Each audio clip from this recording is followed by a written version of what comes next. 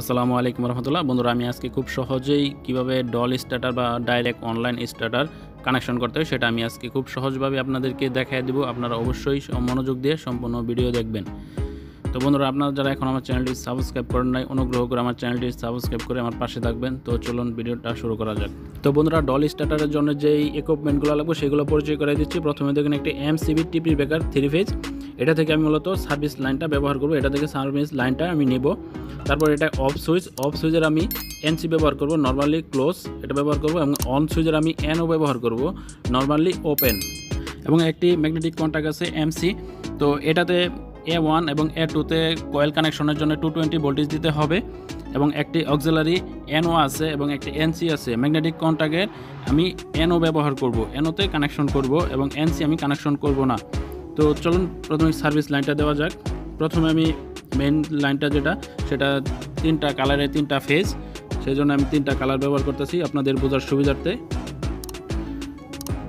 আমি ব্রেকারের ইনপুটের ফেজগুলো লাগাই দিছি। তারপরে আমি ব্রেকার থেকে আমি ম্যাগনেটিক কন্ট্যাক্টে লাইন দিয়ে দিব।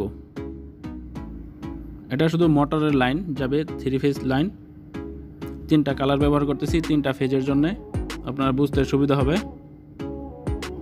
বন্ধুরা, আপনারা অবশ্যই আমার চ্যানেলটি সাবস্ক্রাইব করে পাশে থাকবেন। আমার চ্যানেলে আরও নতুন নতুন অনেক ভিডিও আছে, সেগুলো আপনারা দেখবেন। তো দেখুন, আমার 3টা কানেকশন করা শেষ। তারপরে আমি এই ম্যাগনেটিক কন্ট্যাক্টটা রানিং করার জন্য আমি সুইচ দিয়ে আমি কানেকশন করব। সেই জন্য আমি সুইচে আমি ফেজ লাইন দেব। আমি ব্লু ফেজ থেকে আমি একটা ফেজ লাইন দেব, অফ সুইচের এনসির এক প্রান্তে লাগাবো। আপনারা ভালো করে খেয়াল করবেন, অফ সুইচের এনসির এক প্রান্তে এবং এনসির অপর প্রান্ত থেকে অন সুইচের এনওর এক প্রান্তে লাগাবো। তারপরে এনওর অপর প্রান্ত থেকে আমি একটা কেবল নিয়ে আমি A2তে লাগাবো, ম্যাগনেটিক কন্ট্যাক্টের A2তে। এবং A2তে যেই ফেজ তারটা দিব সেটা থেকে আরেকটা তার নিয়ে ম্যাগনেটিক কন্ট্যাক্টের এনওর এক প্রান্তে লাগাবো। দেখুন, আমি এনওর এক প্রান্তে লাগাইছি এবং কন্ট্যাক্টের কয়েল কালেকশন একটা দিছি। তারপরে আমি এনওর অপর প্রান্তে আরেকটি লাইন দিতে হবে। সেজন্য আপনার এনসির আউটপুট যে ছিল সুইচের, সেখান থেকে একটি ফেজ তার নিতে হবে। সেটা নিয়ে ম্যাগনেটিক কন্ট্যাক্টের এনওর অপর প্রান্তে লাগাতে হবে। দেখুন, আমি ম্যাগনেটিক কন্ট্যাক্টের এনওর অপর প্রান্তে লাগাই দিতেছি। আপনারা অবশ্যই ভালোভাবে মনোযোগ দিয়ে দেখবেন। তারপর আমার মোটামুটি কানেকশন শেষ। তো দেখুন, আপনারা এখান থেকে ব্লু ফেজ থেকে ফেজটা অফ সুইচের এনসি হয়ে অন সুইচের এনও হয়ে ম্যাগনেটিক কন্ট্যাক্টের A2তে লাগানো হয়েছে এবং একটি এনওর অপর প্রান্তে লাগানো হয়েছে। এখন ম্যাগনেটিক কন্ট্যাক্টে আমি ফেজ দিয়েছি, এখন শুধু নিউট্রাল কানেকশন করব। তো আমি এখান থেকে একটি নিউট্রাল কানেকশন করে দেব।